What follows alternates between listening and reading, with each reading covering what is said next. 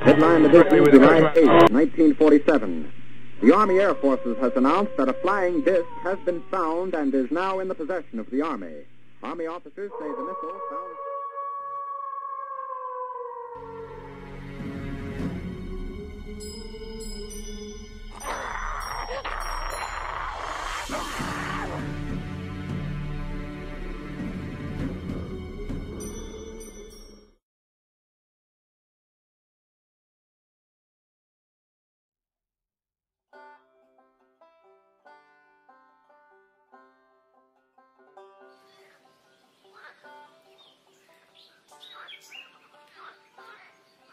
The Okefenokee is the largest swamp in North America.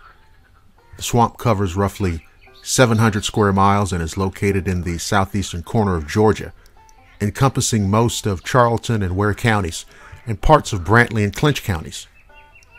Now granted, some of those names might not mean much to those of you outside of the state, but for Georgia folk, well, you get it. The swamp has a distinctive and fascinating natural history. Cypress swamps, winding waterways, and floating peat mats are a major part of the Okefenokee's habitat mosaic. Wet and dry prairies, swamps dominated by shrubs, and forests of black gum and bay trees intersperse the array of other habitats.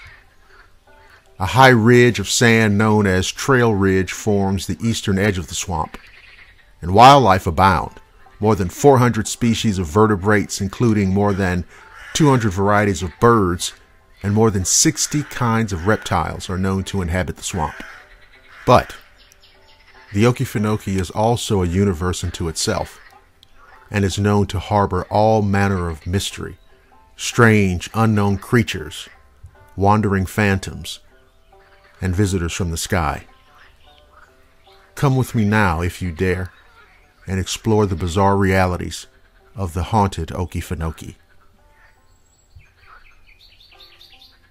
An unusual UFO was sighted on the east side of the swamp in May of 1998. The descriptions vary, but the sighting was observed over several miles in a north-to-south direction. The editor of a local newspaper gave a brief description of the UFO in an editorial. The UFO was described as a large, shiny black object, which hovered for some time, then broke apart into quite a few smaller objects, which flew away all in different directions. And no explanation has ever been given for the strange UFO.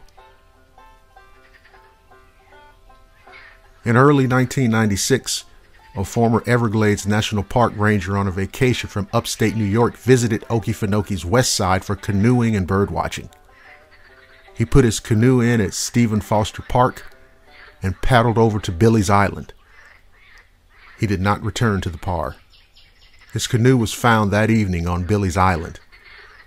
Federal, state, and local officials immediately started a search, which escalated over the next few days and weeks to an extremely extensive search for the man. Exhaustive searches of Billy's Island were conducted. Hand-to-hand searches, combing the entire island, turned up nothing. Bloodhounds were brought in. The hounds could not pick up a scent beyond a small loop, and they turned up nothing. Heat-seeking infrared helicopters were brought in, sensitive enough to identify small animals, and this man weighed over 300 pounds, and still they turned up nothing. Hope was almost given up until one day, some 40-plus days after the disappearance, a bedraggled man was seen by a boater leaning against a tree near the water's edge on Billy's Island. A day after this sighting, a dazed man identified himself to some passing canoeists as the missing man. Now, the man has never publicly stated that he was abducted.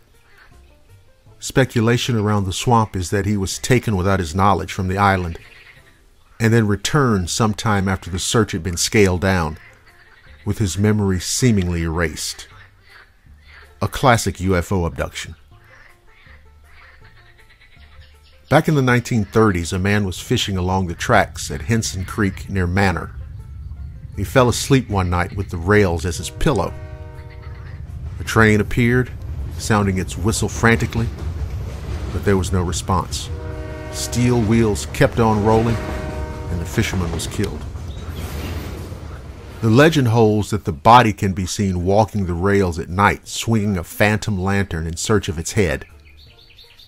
One man claims that his grandfather went in search of the ghost one night, and sure enough, it approached, solid white and 6 feet tall, walking directly toward the grandfather, who fired a futile shot before fleeing. A log cabin on Okefenokee's east side by an area called Camp Cornelia on Trail Ridge is the location of a haunting that took place in the early 1990s.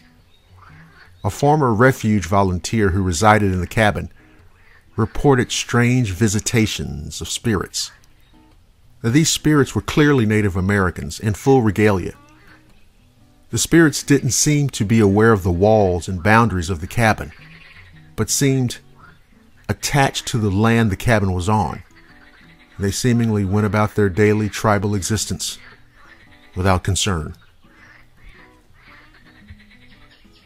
In his book, This Magic Wilderness, author Robert Latimer Hearst relates the following. Traders Hill was a flourishing port for water trade in the frontier southeastern region. This small outpost community, compared to the surrounding settlements of the time, was an active metropolis.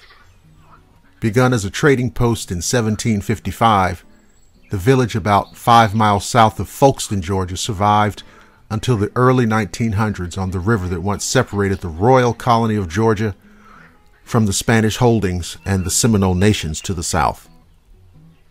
At the end of Main Street stood a huge oak, the Hangman's Oak of Traders Hill. It was said the old oak could tell story upon story of mysterious events around the riverbank village. In the autumn of 1840, this massive tree played a major role in a mysterious drama, as reported by Troy Jones in the Charlton County Herald. An elderly Indian named Suwannee, accused of stealing some goods from the general store and of killing the owner, had been captured and placed in the town jail. If he escaped, he could swim 30 yards to safety. Therefore, he was well guarded. Escape into Florida from Traders Hill was frequently made good, since the St. Mary's River is only a short distance and very narrow at this point. Suwannee had prepared for this day. His grandfather, for whom the river Suwannee was named, it is said, had told him to starve himself until he could easily slip through the cell bars if he should ever become a prisoner of the white man. This he did, but his feebleness would not allow the old warrior freedom. After a speedy trial, he was carried out to the huge oak for execution. When the noose was placed around his neck, the Indian prayed. He then lifted his head and spoke, "May the curse of my father's spirit and mine be placed among the people as long as there is a Traders Hill." Not paying any heed to the defiant old warrior, the people, after hanging him, went on about their way. But all was not settled. One night, as the villagers were attending a county dance, a bright light cast its beam in the eyes of the merrymakers. Astonished, they looked toward this phenomenon. The gleam came from the oak. Accompanying the glow, a low moan whined through the countryside. Immediately, so writes Jones, people began to leave their homes and Traders Hill.